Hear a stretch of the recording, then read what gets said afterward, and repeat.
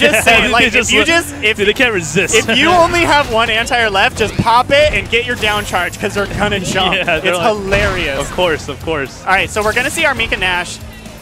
Nash was the good choice over Alex. Definitely. I mean, Nash can handle this matchup really well. Yeah. At least with the zoning, just forcing Mika to take risks with the fireball, at least with a preemptive charge kick or jump in. Yeah, because the only roundhouse that's going through fireballs is preemptive ones, really. Yeah, definitely, definitely.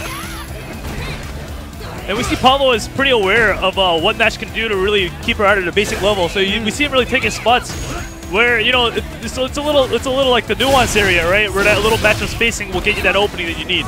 And one of the reasons that I feel that Mika can have trouble in this matchup is because the EX anti-air scythe, it covers the normal jump in and the body splash, which is what we just saw. Fall horizontally, right? Yeah. There's quite a few characters, and that have trouble with that mind game. Definitely, definitely. The thing about Nash though is his low strong anti-air is so low to the ground that you can react either way. It's such a little liability. It's because Nash is so good. Yeah, and I think with characters that do have a problem with that air tactic, they should really focus on closing in on the distance so that Mika miscalculates her jump and doesn't too close. Because it has to be a further. It probably needs to be a further away jump in. Yeah. For there to actually be the mind game, because she can't jump over you with that. You just block it cross up. Yeah, exactly, right. Block it cross up and she's way negative, I believe. But you know, it seems to not really matter for Pablo. He's just really just getting the hits, and he needs to get way more mileage than OneTimeHero is when he gets his hits. I mean, there's too many knockdowns. Yeah. When you see Nash win this, there's just less knockdowns. Definitely. Do you think he's gonna switch to Alex? He might be feeling. Oh, he's calling in Jap Drunk for the assist. His boy. Does Jap Drunk play these characters? Jap Drunk does still play on Nash. Oh, he does play Nash. Okay. Yeah. But I'm not sure how reputable I would say he is at Nash. With Nash, yeah, because we've seen Bison from him. But you know, they got that.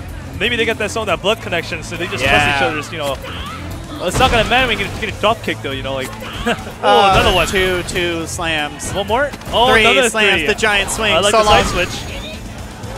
Oh, and the meaty. Yeah, probably just on point there with you go. yeah, Dunks. he's on point. You know, some people are approaching Mika with the idea of block first because the crush counter fierce is so safe. Yeah. And make her do the hard reads. Pavo's the Mika that hard reads first. Yeah. To get the mix-up going sooner.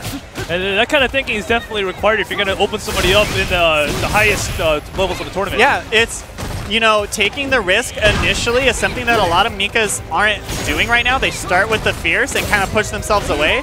Pavo will command grab first and says, look, I'm going to do the hard reads. How are you going to feel next mix-up? Definitely set the tone. And it sets up the 50-50 right away. That takes some of that meter. I like it. Wow, that was a wash.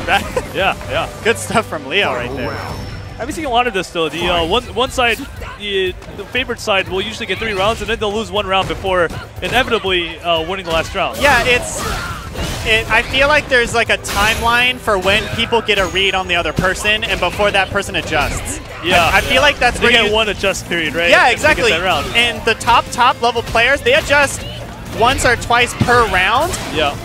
But sometimes you see it where it happens once per set. Yeah. And then the other person didn't adjust for the entire round, and then it's a wash. But even though Pavo was very dominant during the set. And I can almost see